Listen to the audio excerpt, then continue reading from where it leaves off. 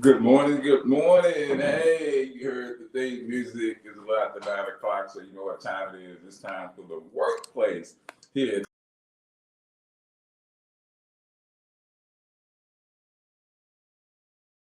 for the workplace, Tony Orr. And as always, my co-host is in the house, the Reverend Dr. Denise Donnell. So I hope that everybody's having a great Thursday morning so far. It is a beautiful, beautiful day. And so, first of all, I just want to thank all of you for listening, for tuning in. You know, you heard the music, Work to Do by the Osley Brothers. And even though a new year has come, we still got so much work to do. There's so many different things that need to be addressed, so many different things that need to be changed, and so many things that we can do to try to alleviate some of the issues going on in this country, in this state, and in this world. So thank you for joining in. I also want to say I am still so grateful to all of you. We're still getting donations in. We're still getting pledges in. And so it is wonderful when, back in the day when the mailman would come and, it was around the 1st or the 15th, you see the mailman, you're like, yeah, he dropping that check, he happy. And so when I see the mailman, when he comes up the steps or goes downstairs and gets us our mail, and I see those letters of gratitude, those letters of finances that help KBS sustain. It's our 40th year. In August, it will be 40 years that KBF has been on the air being voice of the people, and we will continue to do that. But we cannot be the voice of the people without your voice.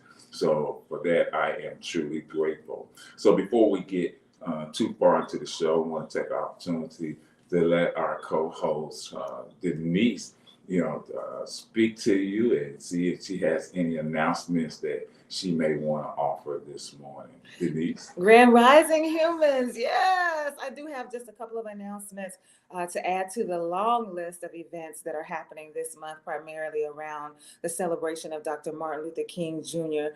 His birthday is now our celebration, and so it is Dreams and Opportunities. Yeah, Dreams and Opportunities, celebrating the life and legacy of Dr. Martin Luther King Jr. on January 11th, which is today at 10 o'clock from 10 to 11 a.m. So that's in about an hour, a little less than an hour. First Missionary Baptist Church, 701 Gaines Street in Little Rock, Arkansas. This is hosted by Southern Bancorp. So Dreams and Opportunities, celebrating the life and legacy of Dr. Martin Luther King Jr. today at 10 a.m. First Missionary Baptist Church, 701 Gaines Street. Also, Speak Now or Forever Hold Your Peace, featuring the Little Rock Poet Laureates, LaRon McAdoo. This event is happening on Saturday, January 27th at 4 p.m. It is free, and it takes place at the West Central Community Center, 4521 John Barrow Road. Speak Now or Forever Hold Your Peace. West Central Community Center, 4521 John Barrow Road on Saturday, January 27th, 4 o'clock p.m. It is free, and it features the Little Rock Poet Laureate, LaRon McAdoo. That's all I got. Okay.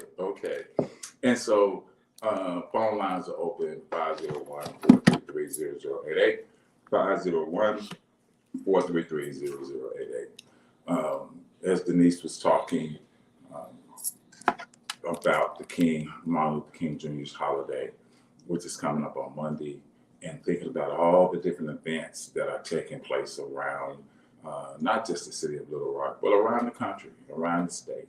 All these different organizations who are putting on or creating spaces for people to come in and have conversations, to come in and have dialogue.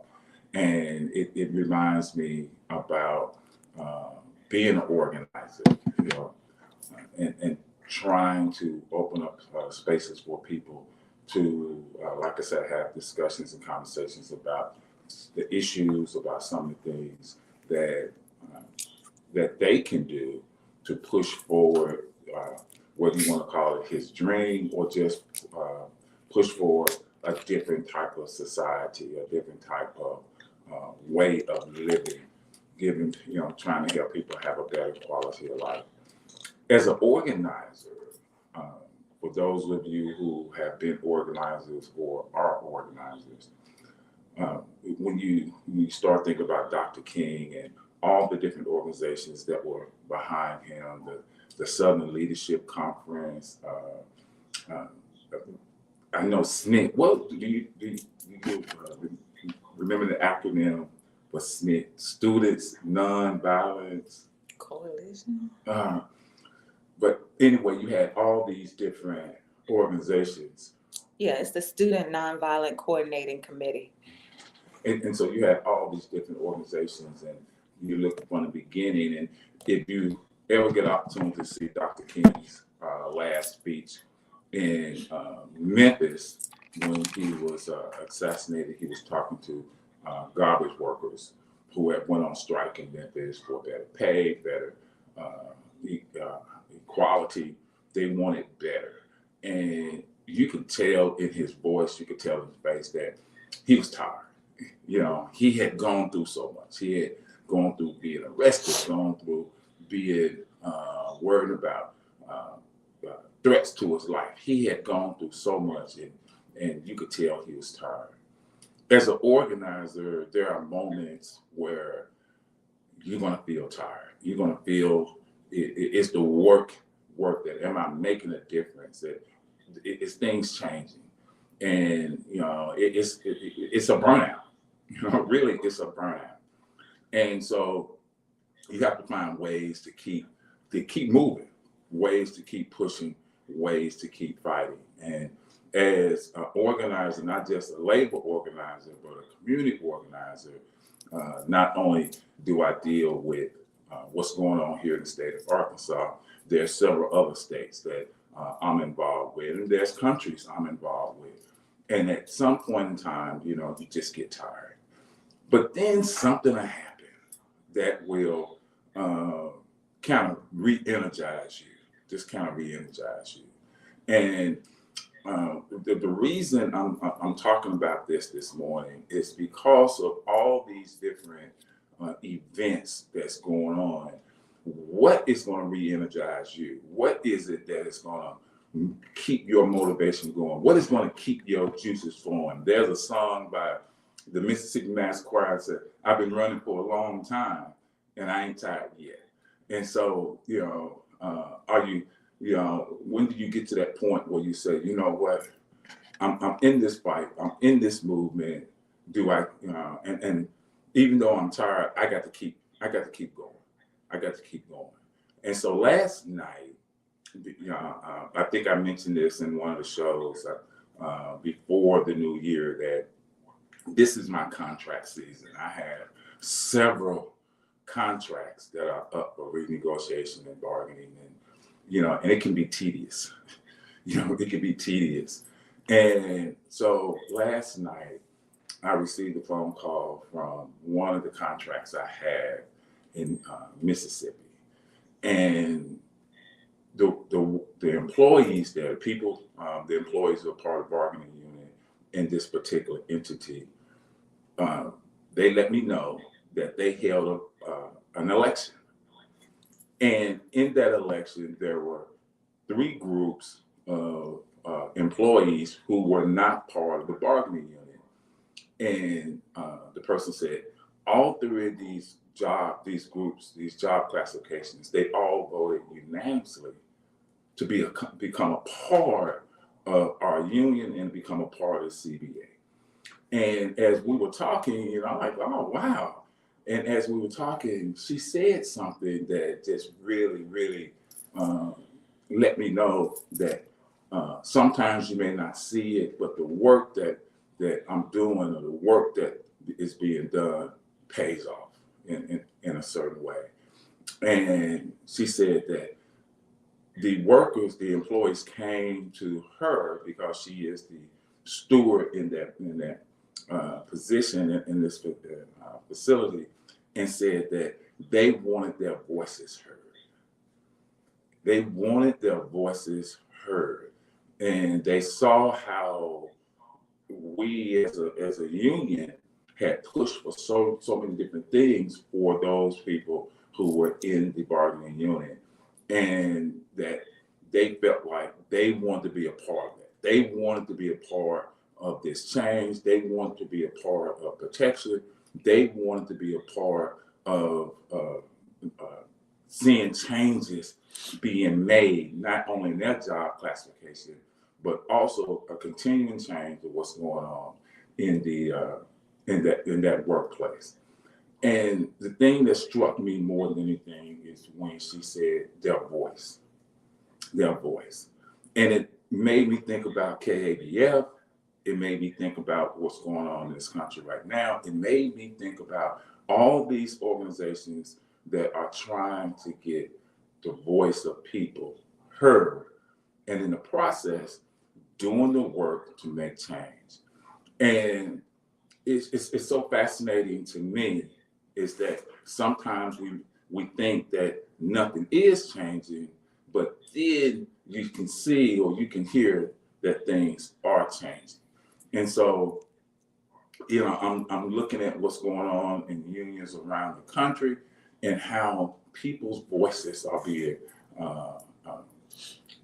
being heard in so many different ways. And part of what has to happen, we talk about elections, we talk about voting. These employees had to have a vote to become a part of the union.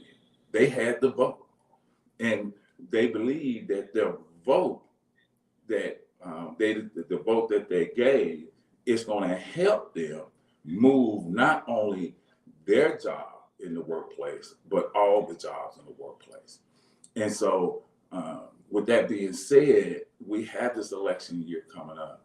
How many of you are going to get involved? How many of you are going to be a part of some organization? How many of you who are organizers are going to continue to work to have the voice heard, to have the voice of the people heard?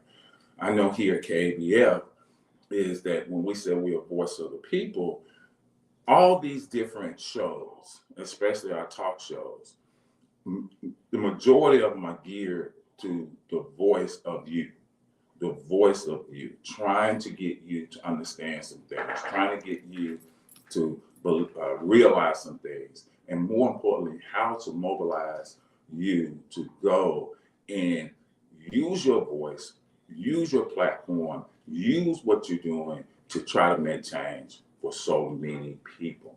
And so my question to you this morning is, what are you going to do? How are you going to organize? How are you going to get involved? How are you going to use your powerful voice to make change in your community, make change in your state, to make change? And so I want to hear your responses. And as always, as the responses come in, then we can talk about the different questions you may have or the different thoughts you may have. And what the main thing, if we're going to celebrate what Dr. King was doing, then we also have to celebrate the organizing that he went through, the organizing he was trying to get for people to come into this collective and use their voices and use action to get some things changed. But also, no matter how tired he was, he kept pushing forward. I want to get this comment in from Phyllis Brown. It says, rarely, if ever, in the civil rights movement have I heard the word tired, although one is physically and emotionally tired because the work is exhausting. Rarely, if ever, in the civil rights movement have I heard the word tired, although one is physically and emotionally tired. The work is exhausting. And I want to add something to this conversation around work. Part of the organizing efforts that we do absolutely gets exhausting, no doubt about it. But I have a book on my shelf by Tricia Harvey, and the title of it is Rest is Resistance. And one thing that we don't talk about enough in the field of organizing is the need for us to rest, because the work is absolutely exhausting. And so what Tricia Harvey invites us to consider and encourages us to own as our own personal beliefs and convictions around work is that it is part of the system of capitalism for us to work ourselves to the bone. So those of us who are working day and night all the time, you can't put your phone down, you can't rest for a minute, you can't go on vacation, you can't spend time with your friend, you can't do any of these things because you're so busy working. That is the same system that brutalized the bodies of enslaved Africans and Black folks because they believed that we were supposed to be working from dark to dark, right? Before the sun came up and after the sun went down, we were still in that field working or working in some capacity. And so realizing the need for you to rest as part of your organizing efforts is huge. And I want to join Trisha Harvey in encouraging us to think about that. Yes, and even though the word tired may not have been used, but you can recognize it, you can see it in people. You can see it in, I'm a prime example. I get so caught up in trying to organize, trying to be in all these different spaces, trying to, go to all these, these different countries, go do all this work. And subsequently, what happens is that your body gets tired, your immune system gets weak, you get sick, and you keep trying to push forward because you believe in the work that you're doing. And so I had to take a step back and say, hold up. If my body isn't where it needs to be, then how effective am I in this organizing effort? And that's one of the things that as we are doing these contracts, as I'm going through these contracts, I'm writing in more employees get personal days, employees get more paid leave, more paid holidays, because if the workers are, tired and they're coming to work tired, productivity stops, mistakes happen. There has to be a point where these workers have to be able, the employees have to be able to take rest. That's one thing that I love about Europe, and especially England and France, especially France. It's written into the job. It's automatic that if you are an employee or you're a worker, you get four paid weeks of holiday. Period. They call it holiday, vacation, and and businesses have to just shut down. Well, I don't say completely shut down, but they have to give these employees this time off, this time to recuperate, this time to rest. And we know here in this country, there are some jobs that don't even give you paid holidays. They don't give you paid sick days. They don't give you paid personal days. They don't give you maternity leave. They don't give paternity leave. They don't give this. And that's one of the things that as an organizer that we have to push for. Rest is so important to us. And it, like you said, Denise, we're constantly just working. When do you have time not only to rest, but when do you have time to have quality time with your family, quality time with with just yourself, that way you can take some time just to do other things, take some time to be creative, take some time to do those things that you want to do that will help alleviate the stress and strain of working every day. I think it's important for us to ask ourselves, why is it that we believe we have to work so hard? Beyond the people who are working at jobs where if you don't work, you don't get paid. That's a different conversation than what I'm talking about right now in this moment. Some of us do have the opportunity to get off, but we don't take that time because we want to work so hard. And part of that, part of the answer to the question is because we believe that if people see us working so hard, then they will label us and identify us as successful. We think that the way to be successful is to work, work, work, work, work. And so then the question becomes, are you defined by your work? Is work what you do?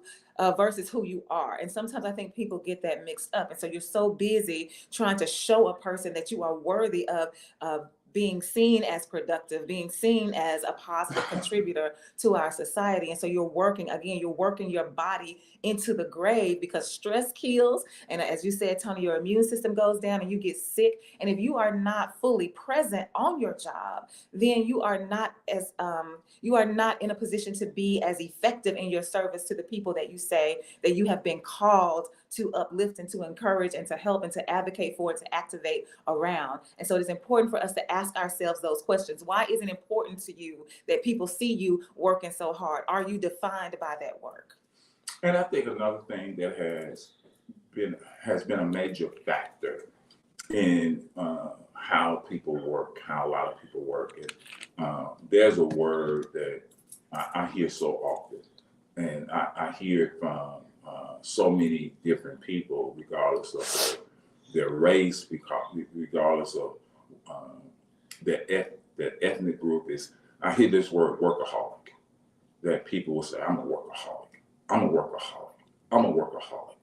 That if they're not working, then they're, as you said, they may not feel like they're successful, or they feel like they're not, they're idle, or they're not, doing anything. They can't stand. I've heard people say, I just can't stand this sit still. I don't know how to rest because, I've been working all this time. And I think a lot of it has to do when I hear the stories of individuals who say, hey, when I was a kid, we worked, we had to work. Whether you had to work or you were encouraged that you had to work, you had to have a job, you had to make your money.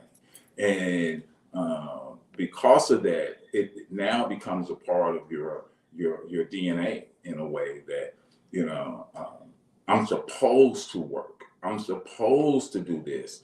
That's the only way I'm going to make it. That's the only way that I'm going to get anything, is I have to constantly work.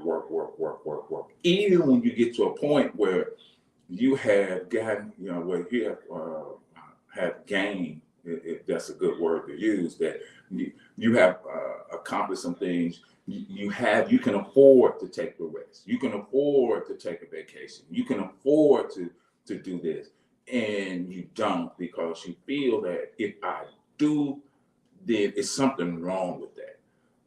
For those of you who remember the sitcom In Living Color, where they would have this one skit about the Jamaicans, the Rastafarians, said, all the different jobs they had, they would list all these different jobs that they did because they felt like, they had to have all these jobs. And there's truth in that, because there's so many people who feel like I have to have I have to be working. And because of that mentality, because of that psyche, it really starts to hinder a lot of people in living the quality of life that they need to have. And I'm not taking away from people who, because of the system, has set it up to where you have to keep working to make these ends meet. I understand that. But once you get to a point where you don't have to work as hard, why do we continue to work like that? Caller, you there? Yes, people on dog. It's from Tobin. Now, I kind of feel for you, but I want to say it's not just being tired. It might be being fearful. Love is just about the opposite of fear. But we have to remember, God did not give us the spirit of fear, but love, power, and a sound mind. Now, a lot of the things that the elite do to us is they control the masses by the GMOs in the food. When you say rest, remember, you got to be able to rest and digest.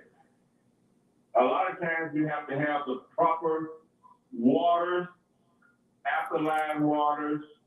Most of us, we get caught up in this beer and honey buns and all of that.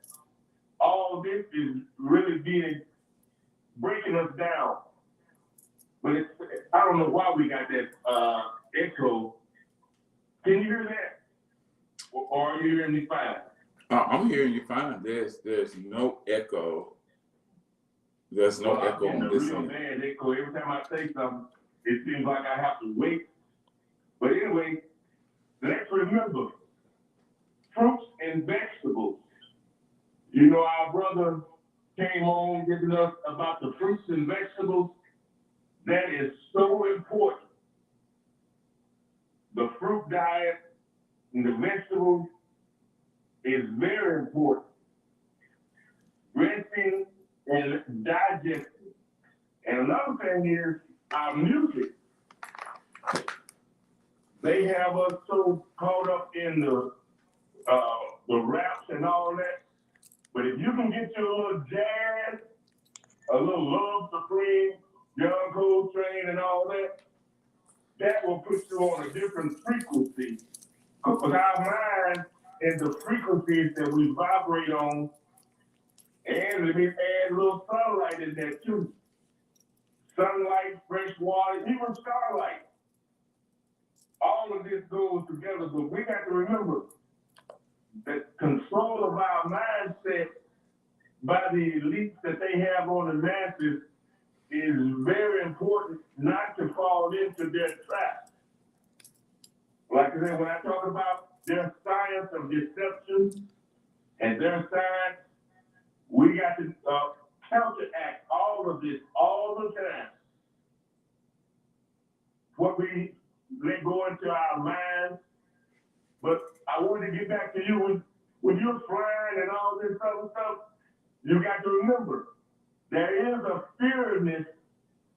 I remember Dick Gregory used to tell McIntosh and myself, we used to have meetings. He used to say the biggest thing was sleep deprivation, getting enough rest, being able to really digest. It used to seem like most of our people walking around, especially the men, looking like we're pregnant and all that. That means we're not digesting and flushing out all these toxins that are in our food. Well, I know it seems like I can go on and on, but I know other people want to get in.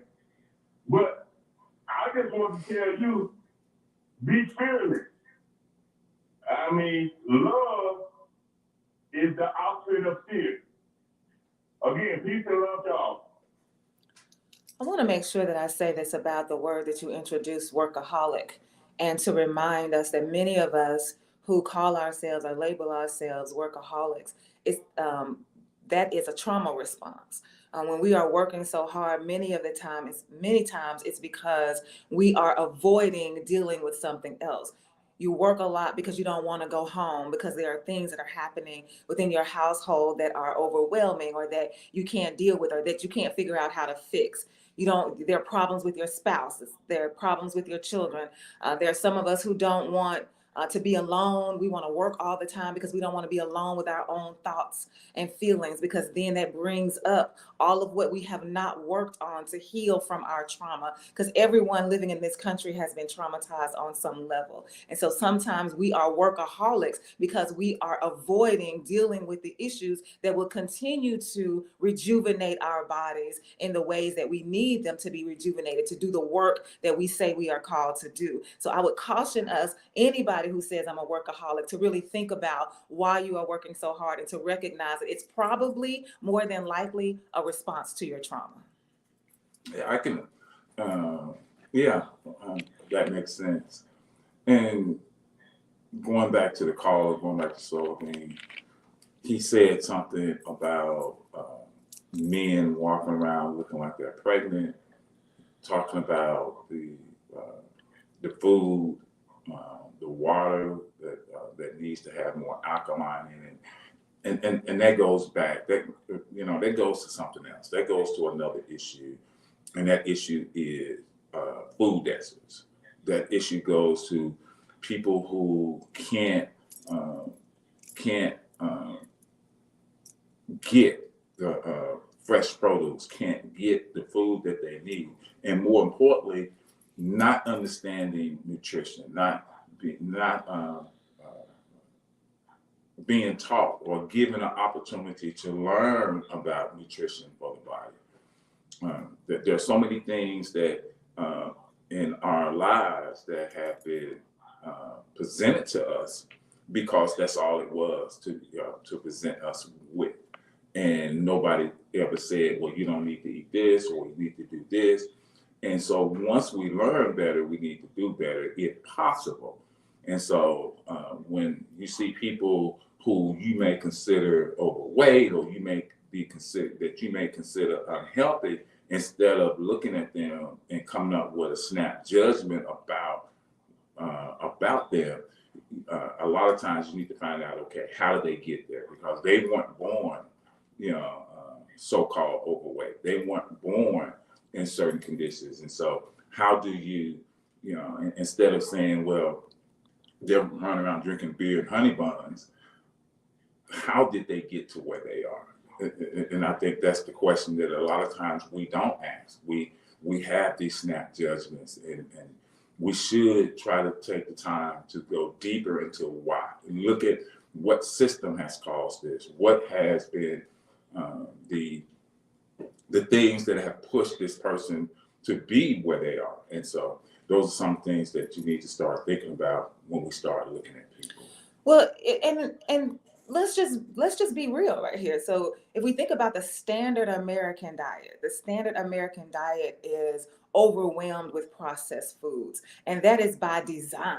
So when you talk about a system that puts in place mechanisms whereby we end up being unhealthy, it's by design. I want to call your attention to a documentary that's on Netflix. It's called You Are What You Eat, and it's an experiment that they're doing with twins. And as you are watching this documentary, you learn about the ways in which this world continues to continues to destroy our planet for the sake of capitalism by the way that they are breeding these animals that they then slaughter and then send to the grocery store for us, the unhealthy ways that they are doing that. So it is by design that we have food deserts. It is by design that we have overly processed foods we have so many processed foods in the diet, because that is what's made available to you. You've got meat industries that what do you call it when you that lobby so that they can so that we can't learn the truth about where our food comes from and what's all in our food. And so we have a system that is designed to make us sick, because we have to connect the dots between the system of capitalism that is fueled by our bodies being sick because they are in collusion with the healthcare system and the insurance companies, right? And so all of this works together so that those who are rich continue to get richer, and those of us who do not have the same kinds of access to opportunities and to healthcare and to fruit and vegetables and all of that we are the ones who suffer most because of it. Yes, and one of the things that, going back to these contracts, one of the things that, especially with our nursing facilities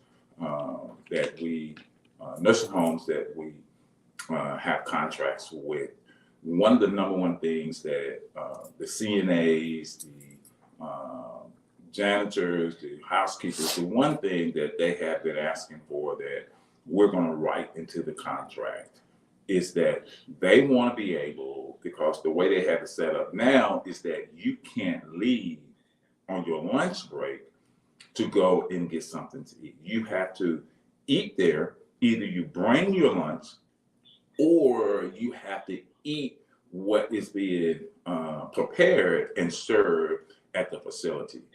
And a lot of these, so many employees have expressed that we don't want to eat what we see as being prepared. Not saying that the dietary staff isn't doing a bad job of preparing this food, but they're looking at this food coming out of cans. They're looking at this food coming out of plastic bags and different, and for those employees who are health conscious, because they know I'm going to be here for 12 hours, and so I want to make sure I get food, or I get food inside of me that's going to help not only fuel my body, but it's going to help me continue to do the work that I need to do.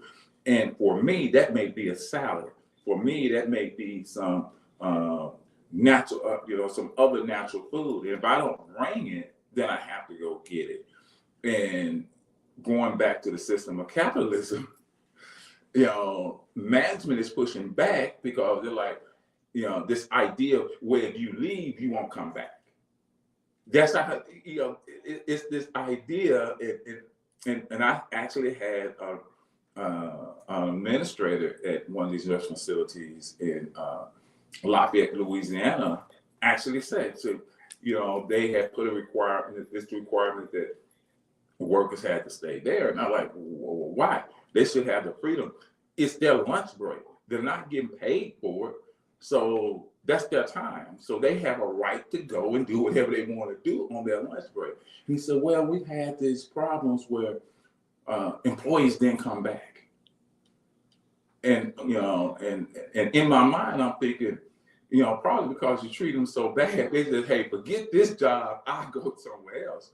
But we had to push hard to tell them, well, that's a labor violation. You cannot, if you're not getting paid, if you're not paying them, then they have a right to go and go and do whatever they want to, as long as they're back by the time their shift is supposed to, the time the lunch break is over, and as long as they haven't gone out and did anything that's going to be a violation to for the facility or handbook violation, then you have to let them go.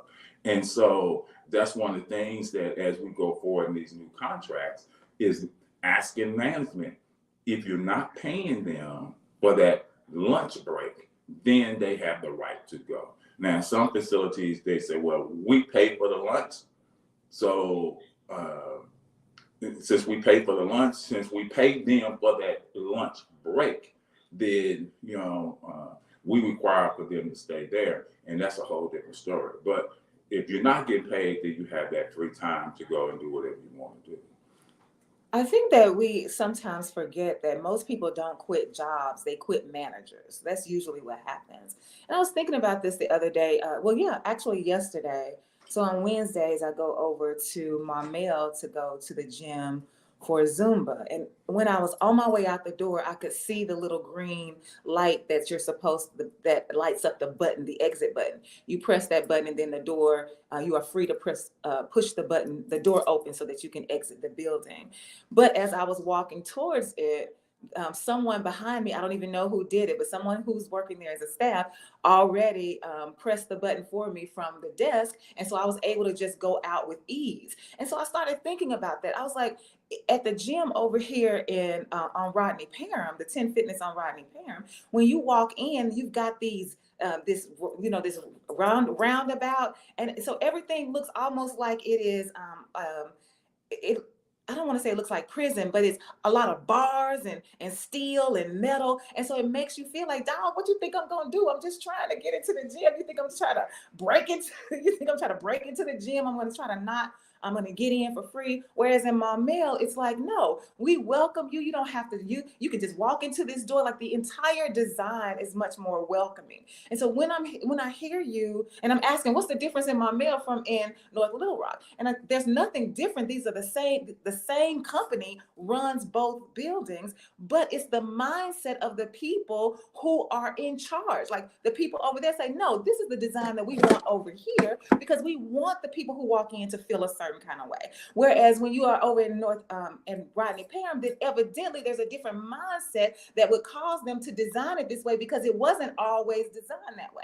And so the question becomes, when you're talking to these employees or these employers, we got to understand, how do you think about your the employees? How do you see them? What is your approach to their contribution to this organization to make sure that they are working on your behalf to serve the people? Like evidently you see them a certain way to think that I got to require them to be here on this job because I'm scared that they might actually exercise their freedom and make a choice that I don't want them to make. And so we have to get to the bottom of how we see folks if we're really going to affect change in any system.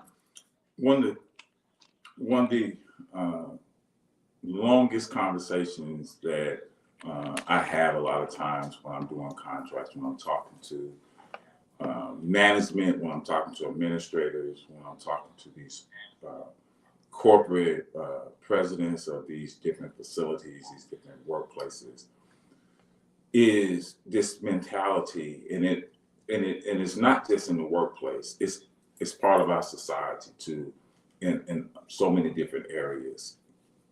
You may have an employee. You say you had 100 employees. This company has 100 employees. Going back to what you were talking about with the two different fitness centers, you may have one or two employees. You got 100, so there may be two employees who may do something to violate a policy. And what happened is that, since these two people did it, how many other people may do it? How many other employees may do it? So let us change something. Let us create a policy that will stop this type of behavior. Even though only two people did it, less than 1% of the workforce did this, we're basically going to enforce this on all the employees. And when you think about these the fitness centers, I remember when those bars weren't there. Me too. And one day I was talking to my personal trainer, and he said that what happens was that when people would come in, and you may see somebody running late or trying to get in, they would just open the door and let that person in because they will assume that this person was was a member of the gym when they were coming in. Because it used to be you had a desk there where you would go and show your membership, key in your membership. Yes. Scan your membership with your And so it was said that, well, you had some people who would come, and because somebody would open the door for them, they'd just walk on in, and they wouldn't be members. They wouldn't, they would just go in and use it. And so they said, well, we're going to stop this. So we're going to create this system that now you have to clock in with your phone or your key, or go to the kiosk, and then the gate will allow you to come in. And my thing is, so if you have all these different members, hundreds of members, and so maybe there's 3 or 4 members or 3 or 4 people that did this, now you look at that as that this is a problem. This is an epidemic. This is, this is people are going crazy. So now we have to do something to stop it. And I think that's something that happens not just in the workplace, but like I said, it happens in society, that some people may do one thing, and now it's like, well, they're all like this. Going back to, we talked on, I think it was Tuesday or last week, that if you see a black person with a hoodie walking down the street, you automatically like, oh, that's a threat. Okay, just because one person wore a hoodie and something happened, now you're getting ready to create a policy, or you're getting ready to create some type of law or anything that now targets all these people who wear hoodies. And you're blaming everybody for the behavior of maybe a few. And I think that happens in the workplace a lot. That I know it happens in the workplace a lot, and it happens in society a lot. Yeah, because I'm about to go, when I leave here, I'm going to get some live flowers because I love having them in my house. And I was like, well, where can I go and get them? Because you can't even get live flowers at the Kroger on Roosevelt here, and I do patronize Kroger.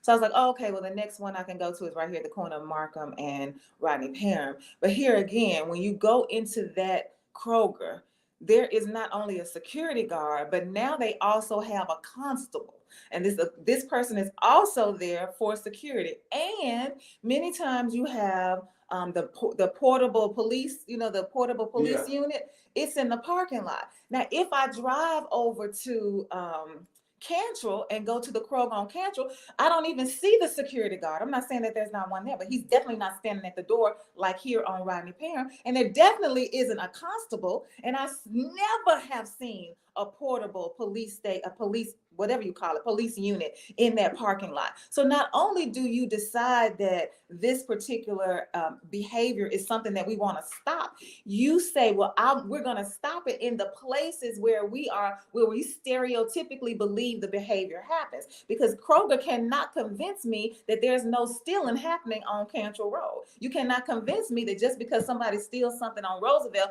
they do not steal way down Cantrell where you go past that shopping center. If people are stealing, that's the human, I don't want to say human behavior, but all people steal, of all races, all ethnicities. And so the world sends a very clear message on who it is you believe to be thieves and criminals and those who will do wrong in this place. And then they show you, because I say all the time, the system of white inhumanity is blatant with their messages about how they feel about us. And so that again becomes the question: how do you see the people that you say you are called to serve, that you say that you are called to employ? How do you see them? Because how you see them will affect the kinds of policies that you put in place. And that is so true. And another thing that I don't understand. Well, I do understand it. Let me take that back. I do understand this, but I don't know how many other people see it this way. So if you steal at Cantrell, you shoplifted. If you take something at Cantrell or you take something on Chenal or wherever, you shoplifted. If you take something on Roosevelt, on Baseline, I'm talking about the Krogers, Baseline in Garrett Springs, or on Markham and Rodney Parham, now you have stolen. You're stealing. And you would think that, they're both the same things. But when the word comes out, it changes. Because if you're shoplifting, it ends up where it's almost like a misdemeanor petty crime. But if you're stealing, now you have really, the idea is that you have done some harm. You're a criminal. You're a criminal. And it's just amazing how these words, once you get in court or once you get arrested or once it's being framed, the mindset of how you're being dealt with changes. And you are right. They try to make it seem like that the only crime is taking place in Southwest Little Rock or East Little Rock, in these areas, John Barrow. That's where all the crime is. No, there's crime in the Heights. There's crime in Chenal. There's crime on Cantrell. Crime is crime, and it's all over. But because of how it's being stereotyped, those policies that are being created is geared toward these areas. And somebody once told me that the crime that are in other neighborhoods and predominantly Black minority neighborhoods, those crimes are exposed at a greater rate than the ones that are done in other neighborhoods. A few years ago, there was this rash of robberies at the Kroger in the Heights and on Cattle on Beach Street. There was this rash of robberies, and these robberies where people were getting robbed in the parking lot, but the perpetrators were white. And so what happened is that they said, "Hey, we have to do some safety. We got to do increased patrols. Because there's this whole rash of robberies, and we have to do something about it. But where they went and started policing was Kroger's on Roosevelt, Baseline, Markham, any of those marginalized areas. That's where they increased the police presence. That's where they started getting those little portable telescopic things with the blue lights. That's where they did it. You know, if you go out to the Walmart on is that Cantrell, the Walmart way out there. It's way down Cantrell. You know, you don't see those portable police things. You don't see them. Like you said, the Kroger on Chanel, you don't see it. Yeah, on Cantrell, you do not see it. And so that's a great indication. That's an indicator of where they believe or where the policy is and how this stereotypical behavior that they believe is going to take place in these areas. And so here's what Phyllis Brown says. I was so distraught and alarmed when I saw the constable at Kroger, so much so I approached the constable and inquired about his presence. Theft at Kroger on Chenal or Cantrell is not reported. And that's an important statement. Theft at Kroger on Chenal or Cantrell is not reported. And so therefore, if it's not reported, they're not going to make a news issue. It's not going to become news because they don't even know about the news, right? And, you know, theoretically. And so then you don't see that what's happening there, but they want to show you what's happening in the other areas. The same thing happens in educational systems. The private schools that are predominantly white, those charter schools that are predominantly white, they do not report the discipline statistics. They don't report those statistics around who's getting in trouble and suspended and all of those kinds of things. And so again, it's how you see this group of people, whatever that group is, the group of people that you believe to be inferior on some level, how you see them is how you treat them. And so we have to get to the point where we are honest in our own personal assessment of what you see when you look at certain people, because you need to assess yourself, especially if you have positions of power or position or platforms where you can affect change. Yeah, I agree, because sometimes they want to protect, this my idea. They want to protect certain groups of people from feeling like they are in an unsafe place. So yes, if you go out to the Kroger on Chenal, of course you won't see a constable, you won't see a security guard, because they want people that come there, which is more than, which is going to predominantly white. They want you to come there. They don't want you to feel unsafe. They want you to feel comfortable. They want you to feel okay. Where if you go in, you go to the Kroger on Markham and Rodney Perrin, they want you to know this is an unsafe place. That's why I'm here. I was telling someone we had went out to that Kroger on Chenal one day. We were out that way, and we made the joke that all the lawn chairs, all the little grills, they was just there. We would laugh and say, man, ain't no locks on, ain't no chains on. They there because they feel safe that we can put this out here. But if you go to Baseline and Garrett Springs, if they have lawn chairs, they're all chained up, they all wrapped around, collar them, you got 2 or 3 locks. And when you think about it, I've never seen anybody, period. I'm not saying it hasn't happened. I've never seen anybody drive up and throw a lawn furniture or throw one of them grills on a truck or a car and drive off. I'm not saying it hasn't happened. It's just one of those things I've never seen, because it's just one of those things that people like, why would I take this knowing it's going to be difficult for me to get it?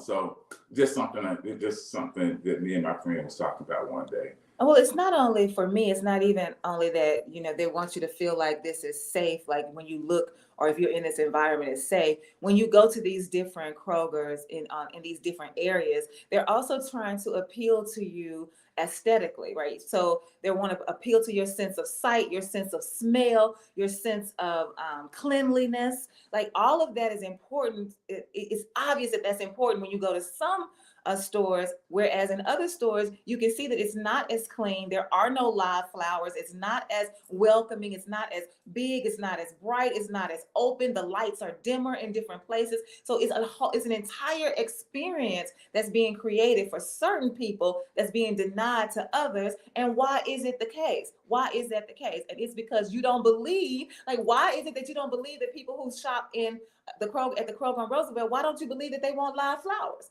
Like, what is it about this neighborhood that you think that they don't want this in their homes? And so this is something that we have to push people to think about if we're really going to affect any kind of change. You're right. You're right. Hey, it's our time has flown by. I love it when we have conversations like this. You know that you look up. Excuse me. You look up, and the time has gone. So make sure you tune in on Monday. On MLK Day for Down With That with me and Neil. We're going to have Greg Moore, who is one of the co-chairs of the Democratic Socialists of Arkansas. He's going to be on talking about some different things. Donna Terrell is going to be the guest for Larry Westmoreland and Truth and Justice Show. Tune in next Tuesday for Community Voices with me and Denise next Thursday for the Workplace with Denise and me. Also, Domino's in the park. museum. Yeah, in the Domino's museum. In the park. Yeah. Domino's in the museum. Domino's in the park at the museum. Okay. And that's 501 East 9th Street. East 9th Street, upstairs on the 3rd floor. I was just going to say that next Thursday is actually the 3rd Thursday, so that would be the health. Oh, okay. So it'll be the Health Corner next Thursday. Also, make sure, take some time to rest. Enjoy the rest of your day. Thank you for tuning in, and peace out.